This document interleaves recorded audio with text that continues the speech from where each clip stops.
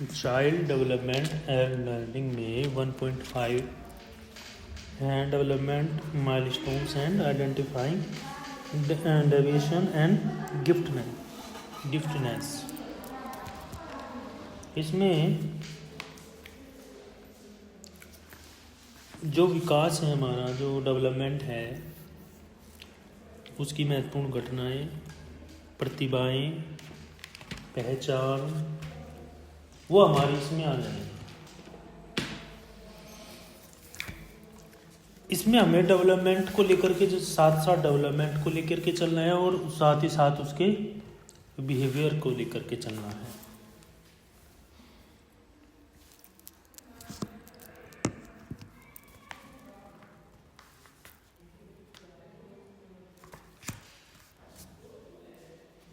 जब भी छोटा एक बच्चा डेवलप होता है, बढ़ता जाता है, इंक्रीज होता जाता है,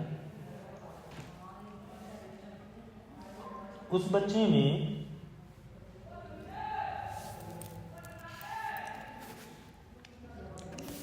बहुत सारी चीज़ें आपको देखने को मिलेगी कि development milestones and are behaviour और physical skills seen in infants and children as they grow and develop. छोटा बच्चा या कोई शिशु जब ग्रोथ डेवलपमेंट जिसका होता है, तो वो चीज़ें बढ़ती चली जाती हैं, हम समय के साथ उसको देखते रहते हैं। जैसे छोटा बच्चा है, जैसे पेट के बल लेट के या रेंग करके चलता है, क्योंकि ये प्रकार की क्या है, एक डेवलपमेंट प्रोसेस है। क्योंकि वो घुटनों के बल जब चलता है, छोटा ही बच्चा है। कुछ बच्चे, अगर हम यहाँ पे एग्जाम्पल लें, हर एज के स्टेज में हर बच्चे की प्रोसेस अलग सी होती है।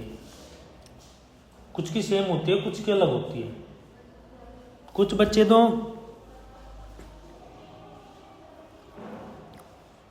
चलना 8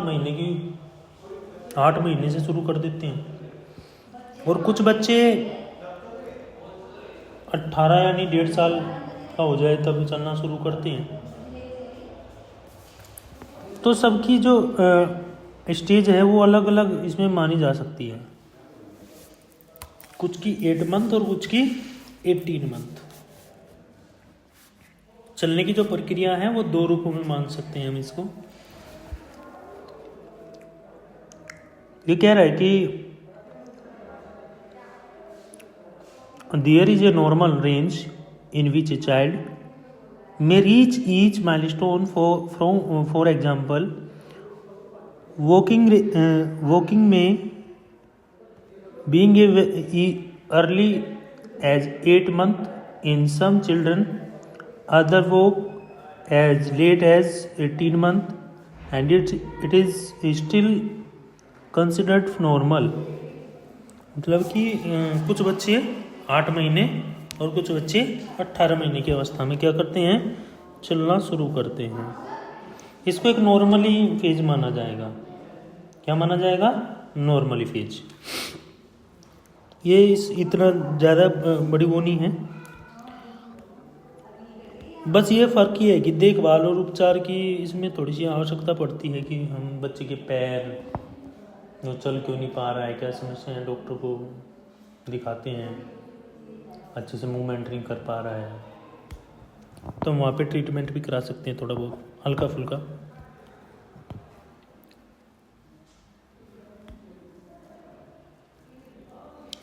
लेकिन अगर यहाँ पे रिसर्च की जाए, खोज की जाए, तो एक चीज़ तो पता चलती है ज़रूर कि अगर बच्चा जल्दी चलना शुरू कर देता है तो रिज़ल्ट भी बेस्ट ही आता है। स्टार्टिंग अगर वो शुरू जल्दी है तो कोई दिक्कत नहीं है। वैसे भी कोई दिक्कत नॉर्मली है, लेकिन स्टार्टिंग अगर जल्दी हो रही है तो बहुत अच्छी बात है।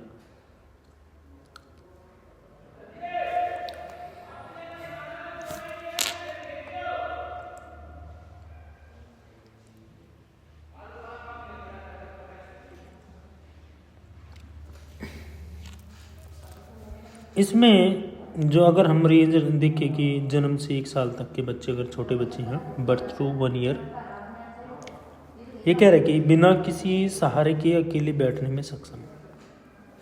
किसी प्रकार का बच्चा सहारा नहीं ले रहा है, वह खुद बैठने में सक्षम है, कोई किसी प्रकार की सपोर्ट नहीं ले रहा है। बड़बड़ाना है ना, अपने आप ही कुछ ना कुछ कहता रहेगा।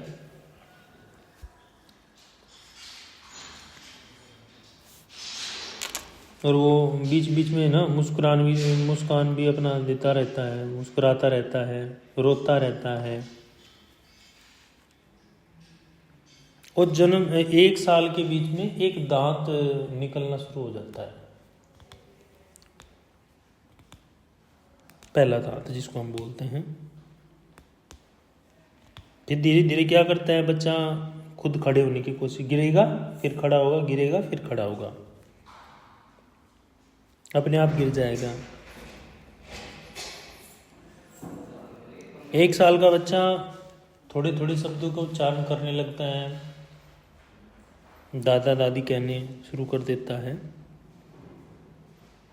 और फर्नीचर को पकड़ करके चलना शुरू करने की कोशिश करता है,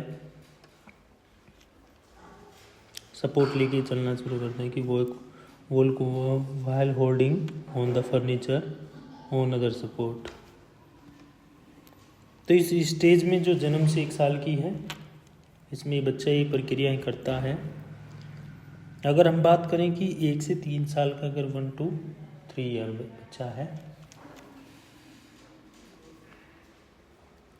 जिसको हम टोडलर भी बोल सकते हैं, इस एज में 1 से 3 साल के बीच में बच्चा कि अगर आप कुछ उसको खाने के लिए दे रहे हो तो वो बहुत कम गिराता है, लेकिन ज़्यादा से ज़्यादा क्या साफ सुथरा करके खा लेता है। फिर 1 से 3 साल की, जैसे 1.5 साल का 2 साल का बच्चा करने लगता है।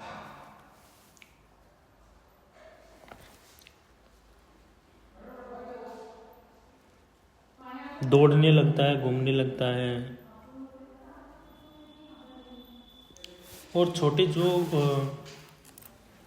कम शब्द बोले जाने हैं, कम शब्द वाले नाम वो बोल लेता है।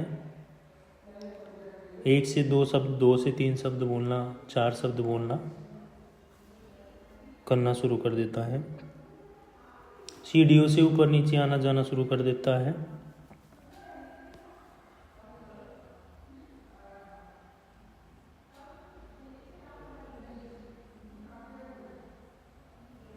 और अगर आप उससे पूछते हैं कि मतलब हम जो बॉडी ऑर्गन है उनके नाम अगर उनके वो बताने शुरू करता है, आप उनको बताते हो तो वो फिर उसको रिपीटली उसको करता है।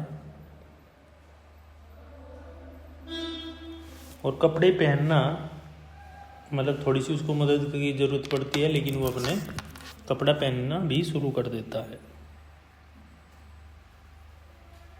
अपने खिलौने एक दूसरे को देना, जैसे जो उससे बड़ा है उसको खिलौने वगैरह देना, लेना देना करना शुरू कर देता है।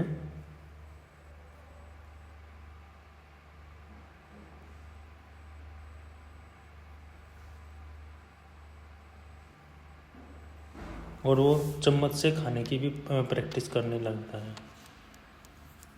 मतलब ये जो प्रक्रिया है 1 से 3 साल के बीच की है। इस एज में बच्चा जब 2 साल का हो जाता है ना, तो बहुत सारी चीज़ें एक्टिविटी करने लगता है, पहचान बहुत सारी चीज़ें रखता है, वो पता चलना शुरू हो जाता है उसको क्या क्या ठीक क्या कर रहे हैं, ये क्या नहीं कर रहे हैं, वो बहुत माइंड लगाता है क्योंकि नील है। फिर जो स्टेज शुरू होगी 3 से 6 साल की, जिसको हम प्री स्कॉलर बोलते हैं।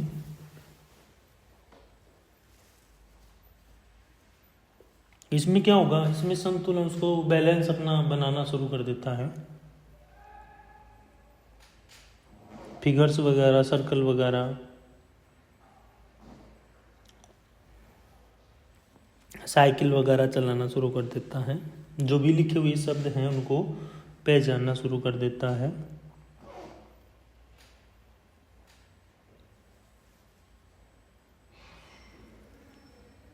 तो ये सारी चीज़ें इसमें होती हैं। तो इसमें इसी स्टेज में 3 से 6 साल के बीच में वो बच्चे स्कूल में भी जाना शुरू कर देता है। इसको नाम दे तो गया कि प्री स्कूलर।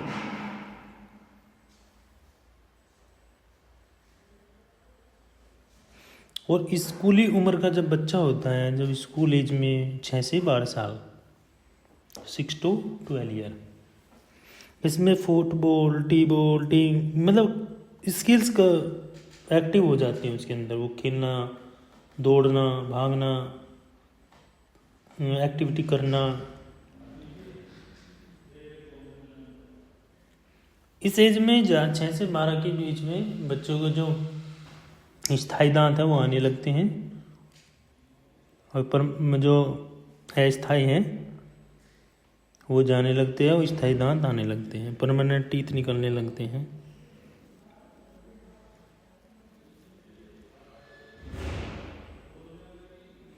इसमें पढ़ने का कौशल विकसित होने लगता है।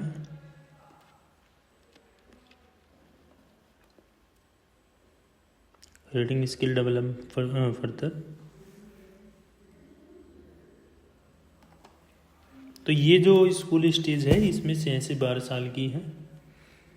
अब यहाँ पे एडोलसेंस स्टेज आ जाती है, ये जो 12 से 18 साल की होती है। मेरी आवाज़ सभी तक पहुँच रही है ना?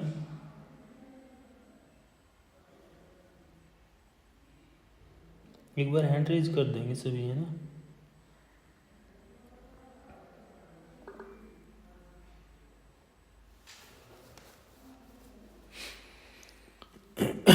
यानी एडोलसेंस स्टेज में बच्चा, इसमें सेक्सुअल मैच्योरिटी आना शुरू हो जाती है, हाइट, वेट,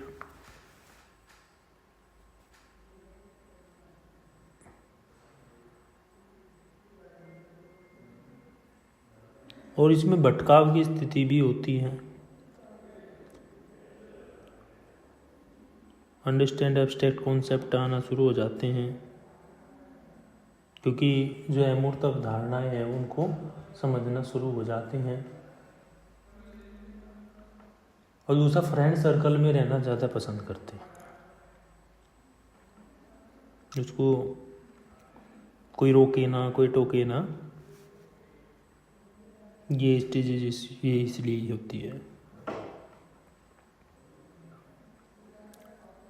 नेक्स्ट 6 मंथ अगर उसमें बात करें, माइलस्टोन एट 6 मंथ्स, 6 महीने में विकासात्मक घटनाएं, सामाजिक और भावनात्मक, सोशल और इमोशनल।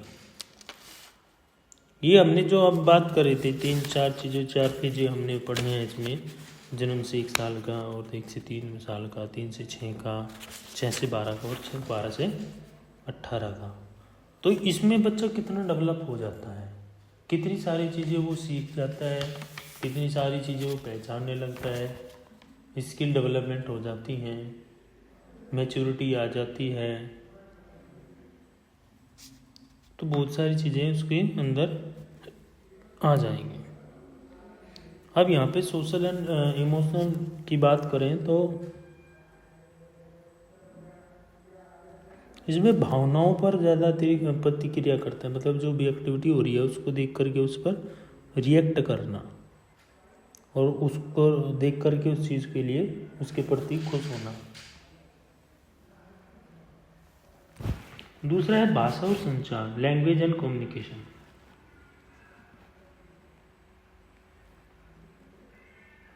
कि 6 महीने का क्या करना लगता है, व्यंजन ध्वनियाँ बोलने लगता है, जैसे मैं भी के साथ जोर से बोलना, मतलब किसी शब्द को है ना उच्चार लाउडली करना, है ना, कि बीइंग टू एंड से कॉन्सेंट साउंड, यानी जो शब्द हैं उनको तेजी के साथ बोलना, ऊंची आवाज़ में बोलना। नेक्स्ट आता है कोग्निटिव, यानी संज्ञानात्मक। चीज़ों को एक हाथ से दूसरे हाथ तक पहुंचाना शुरू करता है, कभी उस हाथ में कभी उस हाथ में।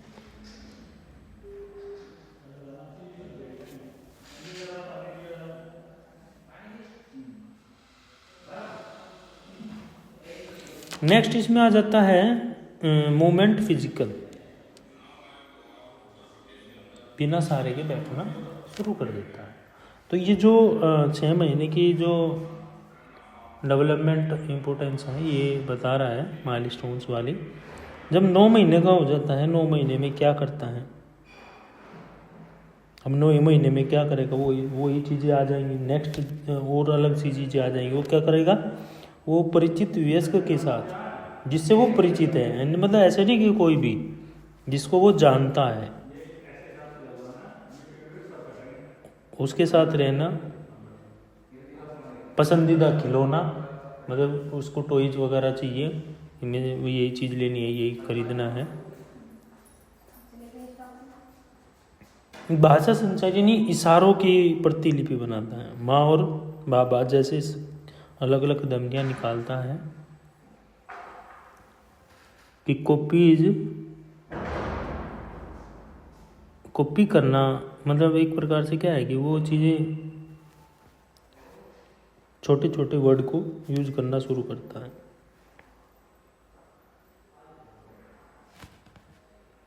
गति, खड़े होने के लिए कोशिश करता है कि खड़ा हो जाऊं, चलूं।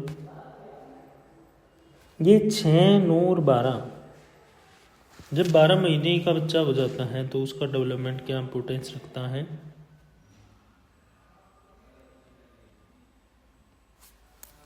अब जब कोई बाहर का व्यक्ति आ जाता है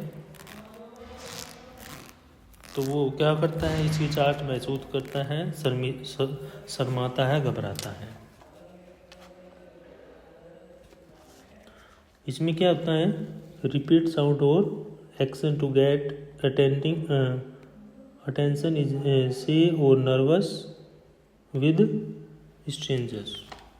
अब भाषा माँ और दादा कहना और स्वर में परिवर्तन के साथ ध्वनियाँ बनाता है। मतलब एक चीज़ है कि अगर बाहर का कोई व्यक्ति उसको देख रहा है ना तो वो अंदर या तो अंदर चला जाएगा या फिर बोलेगा नहीं। आपने जैसे डीटो बच्चे देखे हैं किसी ने, कोई आओ क्लास में, क्योंकि क्लास में तो क्या है कि वो बोलेगा नहीं और घर पे जाके पूरा वो करता है एक्टिविटी, पूरा घर पे जाके उधम मचा देगा।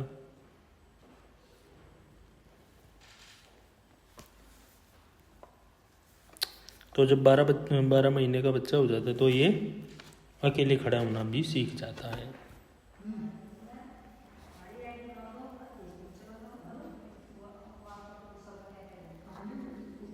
जब 18 महीने का हो जाता है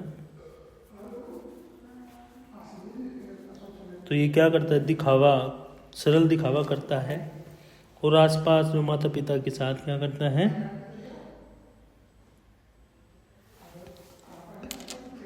play simple patented explore with parent near by. जो चीज़ें आसपास के उसमें हाथ बटाना शुरू कर देता है, मतलब कि कोई चीज़ रखी है उसको उठाकर इधर उधर रख देगा, कभी कहीं बाहर रख देगा, तो मूवमेंट उसके होता रहता है।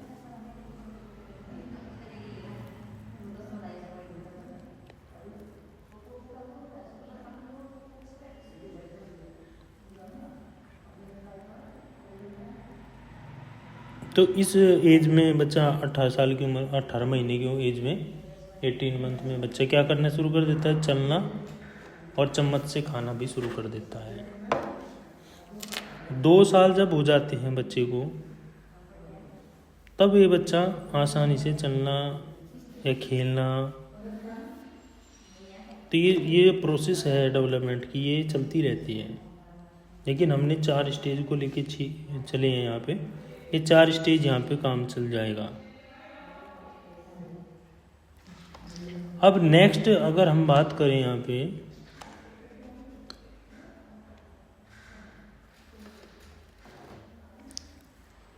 विकास में विचलन की, डेवलपमेंट डेविएशन की,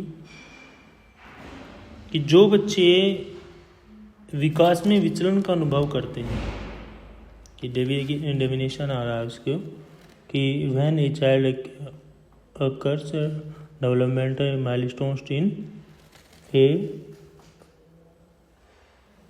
non sequential phases children with developmental deviation acquires. कि अगर भावनात्मक कौशल सबसे ज़्यादा जुड़ा रहेगा,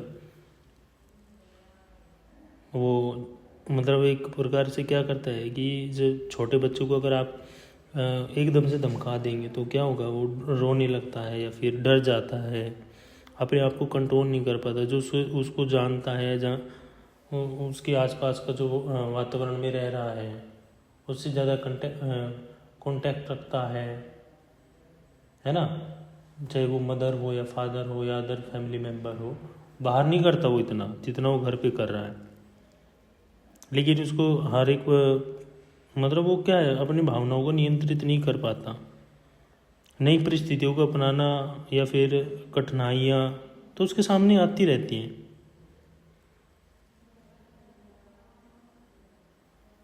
तो ये व्यवहार से संबंधित समस्याएं, मतलब अगर कोई किसी बच्चे को धमका रहा है ना, तो बच्चा उसके पास जाता नहीं,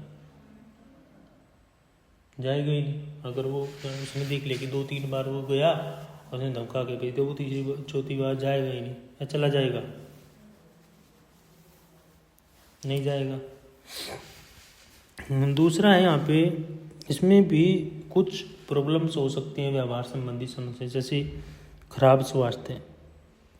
अगर बच्चे का स्वास्थ्य खराब है तो शारीरिक रूप से फिजिकली और कोग्निटिव डेवलपमेंट उसको इफेक्टिव होगा, सीधी सी बात है। अगर बच्चे का स्वास्थ्य ठीक नहीं है और फिजिकली रूप में भी और कोग्निटिव यानी सोचने समझने में भी थोड़ा सा इफेक्ट पड़ेगा उसका।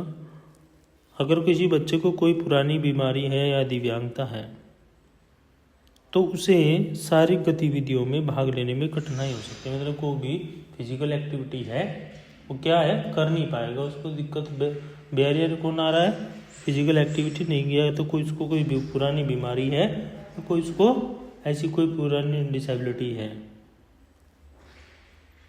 या फिर ऐसा हो सकता है कि बच्चा सोचने में या फिर सोच समझ में भी कम विकसित हो, कोग्निटिव डेवलपमेंट उसका ना हो पाया हो। तो ये भी इसकी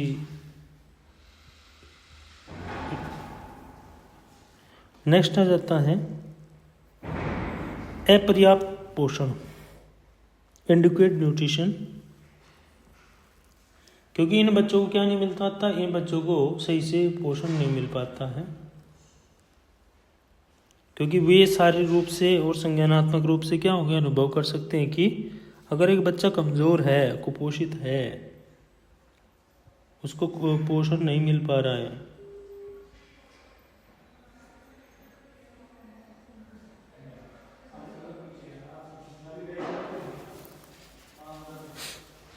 तो बच्चा क्या है, उसका वजन, उसका वेट, उसकी हाइट उसकी उम्र के हिसाब से क्या होगी, कम होगी। सीधी सी बात है भाई, न्यूट्रिएंट नहीं मिल पा रहा है तो क्या होगा, वेट भी और हाइट भी, मतलब पूरी बॉडी क्या है उसको इफेक्ट होगा।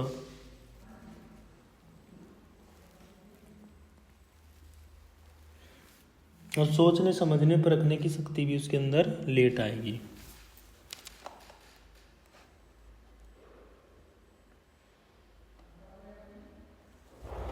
नेक्स्ट आ जाता है इमोशनल डिप्रीवेशन, यानी भावनात्मक अभाव। क्योंकि भावनात्मक समर्थन भी जरूरी है, क्योंकि लगाव की कमी से भी बच्चे के सामाजिक तौर भावनात्मक विकास पर नकारात्मक प्रभाव पड़ सकता है।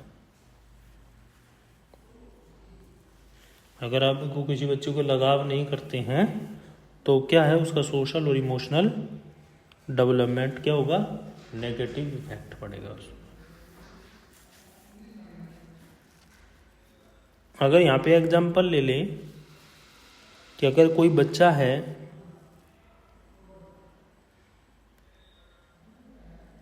और उसको अकेला छोड़ रखा है, या फिर उससे कोई बुलाता नहीं है, बात नहीं करता, किसी प्रकार की कुछ नहीं, वो बैठा है, अपना खा रहा है, सो रहा है, बस और कुछ नहीं है, दूसरे से जुड़ाव नहीं है, तो उसको आने वाले टाइम में भी एक प्रॉब्लम क्रिएट हो जाएगी उसके सामने कि मैं इसके साथ कैसे बात करूं, कैसे क्या करूं।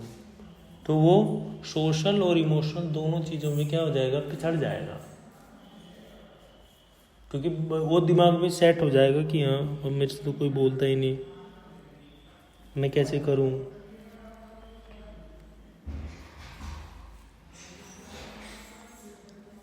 सीखने के लिए प्रोत्साहन की कमी, यानी अगर कोई बच्चा सीखना चाहता है और उसको प्रोत्साहन नहीं मिल पा रहा है तो वो प्रोत्साहन की कमी वहाँ पे मानी जाएगी। क्योंकि सीखने के लिए क्या ज़रूरी है, अगर हमें लर्निंग करनी है तो क्या ज़रूरी है, मोटिवेशन। मोटिवेशन ज़रूरी किस लिए है, क्योंकि अगर मोटिवेशन मिलेगा तो हम पढ़ेंगे, हम सीखेंगे। हमें कोई कहे कि ये काम आपको करना है और ये चीज़ बहुत अच्छी है, मतलब उसके बारे में इतनी चीज़ें बताओ उसको कि वो उस काम को करना शुरू कर दे। अगर वो नहीं बता पा रहे हो तो वो उसके प्रति क्या है, सक्षम नहीं होगा, क्षमता नहीं पहुंचा सकेगा, अपना कार्य वो नहीं कर पाएगा।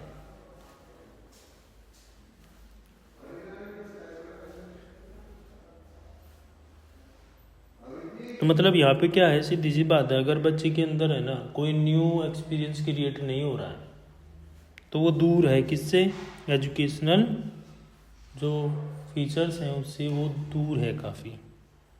क्योंकि नई नई आज के टाइम में क्या है, उसको नई नई चीज़ बताओ, नई नई चीज़ सिखाओ। अगर ये चीज़ दूर है उससे, वो पहुंच नहीं पा रहा है, तो क्या है, उसको सीखने में कठिनाई हो सकती है।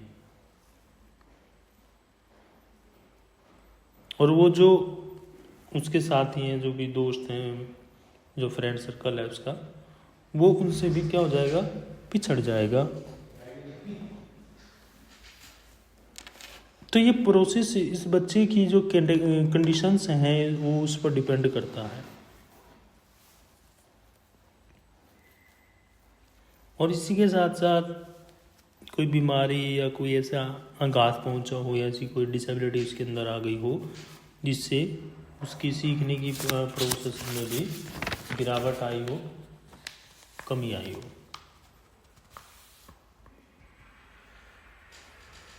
तो अगर यहाँ पे छोटा सा एक फैक्टर निकाल के लाएं तो छोटे से बच्चे की अगर डेवलपमेंट, अगर हम जैसा उसको माहौल दे रहे हैं, जैसा उसको एनवायरनमेंट दे रहे हैं, वो उस एनवायरनमेंट में पल रहा है, बड़ा हो रहा है, सीख कितना रहा है, कितना सीख पाएगा, क्या निर्धारण है, पेरेंट्स का क्या है, उसका मेंटलिटी क्या है, कितनी है, कितना उसका डेवलपमेंट हो पा रहा है एट ए टाइम। तो ये सारी बच्चे की जो एज है उस पर भी डिपेंड करता है। एज के अनुसार अगर आप बच्चे के साथ मोटिवेशनल और प्लस उसको सारी सुविधाएं दे रहे हैं, वो फैसिलिटीज़ दे रहे हैं। एक बच्चा है स्कूल से आया, घर से गया स्कूल, बीच का कोई पता ही नहीं क्या कर रहा है क्या नहीं कर रहा है, एनवायरनमेंट को उसका पता ही नहीं कैसा एनवायरनमेंट आप दे रहे हैं उसको, तो सीधा सा एनवायरनमेंट पे फर्क पड़ेगा। अब यहाँ पे एक वो है कि प्रतिभाशाली बालकों की अगर पहचान कैसे करेंगे, ये जो गिफ्टेडनेस बच्चे हैं, जो गिफ्टेड वाले हैं, गॉड गिफ्टेड जिनको बोला जाता है, उन बच्चों की पहचान कैसे करें। क्योंकि हर स्कूल में क्या है, हर एक प्रकार के बच्चे हैं, अलग अलग व्यक्तिगत विभिन्नताएं हैं, उनके अंदर डिफरेंस मिलेगा आपको। नॉर्मल भी हैं, स्पेशल भी हैं और गॉड गिफ्टेड भी हैं। यहाँ पे क्या है, सीधा व्यक्तिगत विभिन्नताओं पर असर पड़ता है।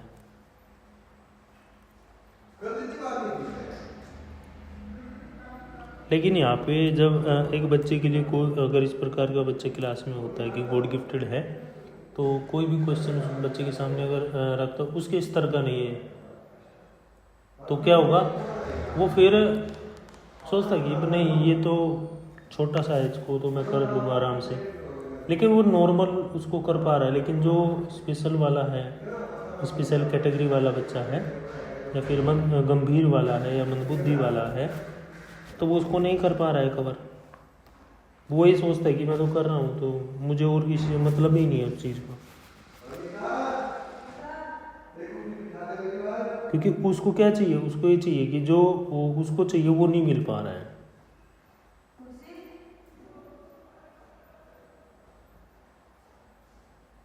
क्योंकि हर बच्चे की जो पहचान करने की, सीखने की पावर है वो अलग अलग है। इसमें फर्स्ट जो दिया बुद्धि परीक्षण, इंटेलिजेंसी एक्सपेरिमेंटेशन, अगर हम बात करें तो प्रतिभाशाली बच्चे की पहचान के लिए अध्यापक के द्वारा, टीचर के द्वारा दो परीक्षण, दो टेस्ट दिए गए हैं। एक तो टेस्ट है शाब्दिक तथा अशाब्दिक, जिसमें शब्द भी होंगे, वर्ड भी होंगे, और जिसमें वर्ड नहीं होंगे, सिर्फ इमेजिनेशन होगा। दूसरा है व्यक्तिगत तथा सामूहिक परीक्षण, या तो खुद का, या तो उसी बच्चे एक या दो बच्चा हो, हर एक बच्चे का अलग अलग किया जाए, टेस्ट किया जाए, और या फिर समूह में यानी ग्रुप में उस हर बच्चे का टेस्ट किया जाए। क्योंकि जो भी इंटेलिजेंस टेस्ट होगा वो टेस्ट बच्चे की भाषा के आधारों पर निर्भर करता है कि उसकी भाषा क्या है।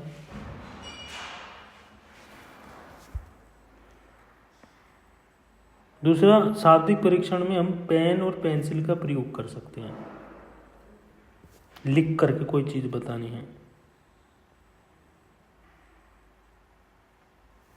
और इसमें और अशाब्दिक में हम क्या है, कोई ना कोई मूवमेंट करा करके वो टेस्ट को ले सकते हैं।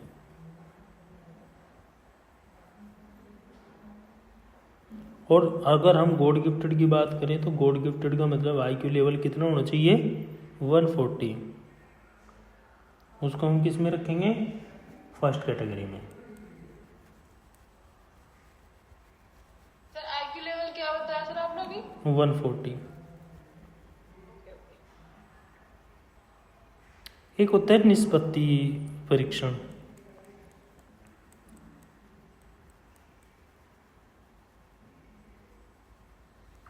मतलब इसमें क्या होता है, इसमें सिर्फ एजुकेशनल प्लस और नॉलेज। इस टेस्ट में जो टीचर होगा वो क्या करता है, इसमें ये मतलब उस बच्चे, 2-4 बच्चे बैठे हैं उनको बैठा लेगा, एक क्लास वाले मतलब 4-4 के ग्रुप बना लिए। अब 4 के जैसे ग्रुप बना लिए, उस ग्रुप में क्या करते हैं कि हर एक बच्चे को एक टेस्ट दे दिया।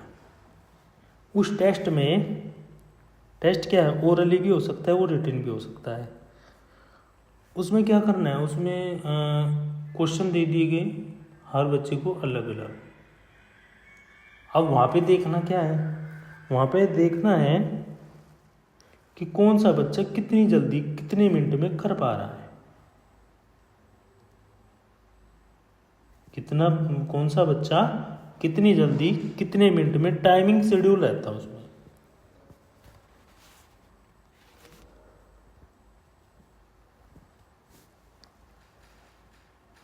नेक्स्ट आ जाता है अभिरुचि परीक्षण।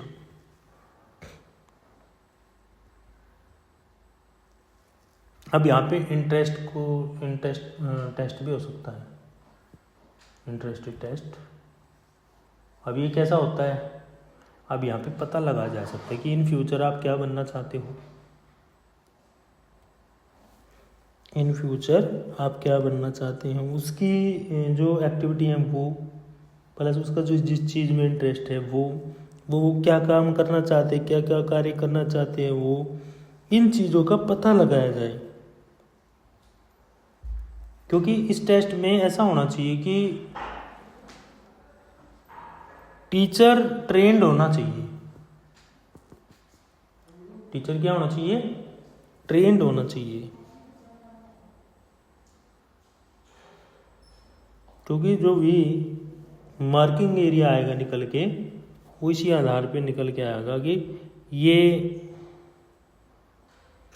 क्या क्या इंटरेस्ट है, ये कि अपने जीवन में क्या बनना चाहता है, इन फ्यूचर क्या बनेगा या क्या बनेगी, है ना, उसकी क्या क्या वर्क हैं, वो मतलब सारा टोटली कितना परसेंटेज क्या क्या चीज़ ये करना चाहता है, किस किस चीज़ में इसको इंटरेस्ट है, वो चीज़ें लिखी जाएंगी। कितना परसेंट है, कितना करते हो, कितना नहीं करते हो, एवरेज है, गुड है, क्या है। तो सारा जो रिजल्ट निकल के आता है वो जितना भी आएगा मार्किंग के हिसाब से उसको हम एक नाम दे देंगे इंटरेस्टेड टेस्ट। ठीक है। नेक्स्ट आ जाता है अवलोकन। कहते हैं ना ऑब्जर्वेशन मेथड, अवलोकन विधि। इसमें क्या होगा, इसमें जो भी बच्चा एक्टिविटी कर रहा है उस एक्टिविटी को देखा जाएगा और फिर उसका क्या किया जाएगा, उसका इवोल्यूशन किया जाएगा।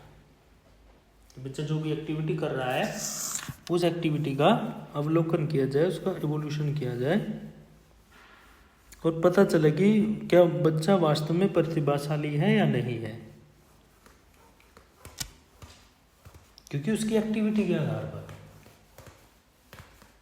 क्या गतिविधियां कर रहा है वो। मतलब हमने क्या मान लिया कि सुबह आए स्कूल में और सुबह आने के बाद क्लास में देख रहे हैं कि एक बच्चा बैठा है और आज सारा दिन उसी बच्चे की एक्टिविटी देख, दूसरा बच्चा नेक्स्ट डे ऐसे ही, तीसरा बच्चा नेक्स्ट डे ऐसे ही।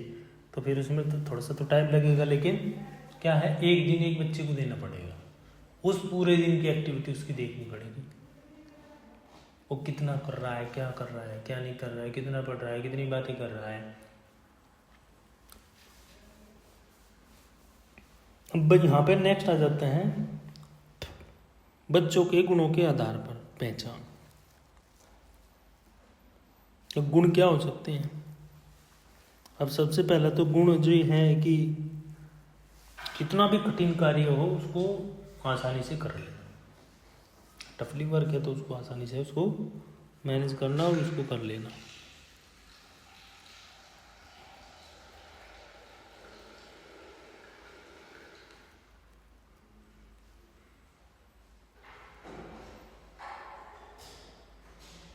क्योंकि कोई भी चीज़ है उसको समझना, उसको सोचना, उस पर काम करना, तो इस प्रकार के जो है उन बच्चों के गुण होते हैं जो प्रतिभाशाली हैं।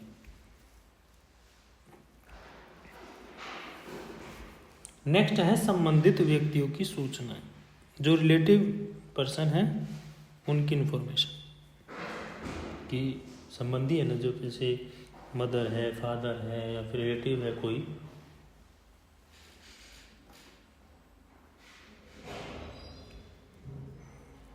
तो यहाँ पे आ जाएगा। इसमें क्या है, इसमें हम माता पिता से, टीचर से, आस पड़ोस, मतलब एक प्रकार से क्या करनी होती है, एक रिपोर्ट तैयार करनी है। बस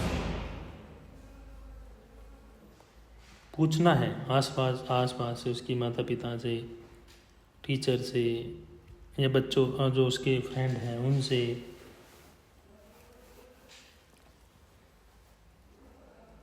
क्या खेल खेलते हैं, क्या नहीं है, क्या इनको अच्छा लगता है। तो ये सारी चीज़ें इसमें एक रिपोर्ट तैयार करनी होगी। वो इस स्टेज पर हम कर सकते हैं कि रिलेटिव पर्सन एंड इंफॉर्मेशन, जो भी उसके संबंधी हैं उनसे उसके बारे में सारी चीज़ पूछी जाए और उसके प्रति एक रिपोर्ट तैयार की जाए। जरूर एक नहीं कि आप सिर्फ पेरेंट्स भी होंगे उसमें, टीचर भी होंगे उसमें, उसका जो आस पड़ोस है वो भी होगा, उसके जो फ्रेंड सर्कल है वो भी, मतलब जितने भी व्यक्ति हैं उनकी सारी सूचनाएं लेनी है।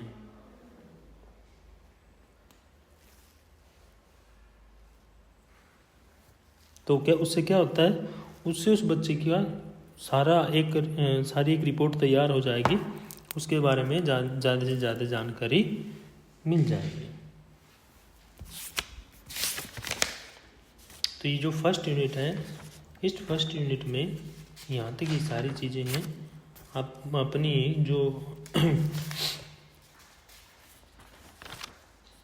नोट्स कौन कौन बना रहा है, खुद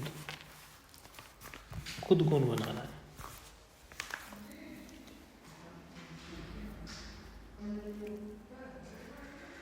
नोट डाउन करते हो थोड़ा बहुत या नहीं,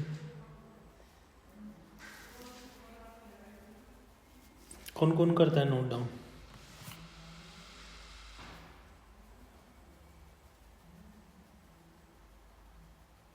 नहीं करते।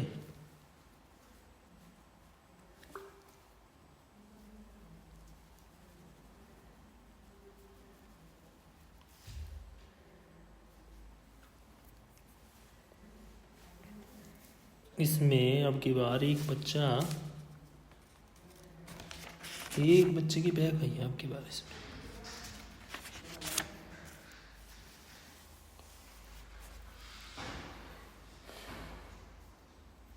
और एक चीज़ और बता दूं, थोड़ा सा प्रिपरेशन में अब लग जाओ, दिसंबर आ गया, अपनी भी थोड़ी सी मेहनत किया करो इसमें, चाहे 1 घंटा दे दिया करो, 1.5 घंटा दे दिया करो, अब करना शुरू कर दीजिए।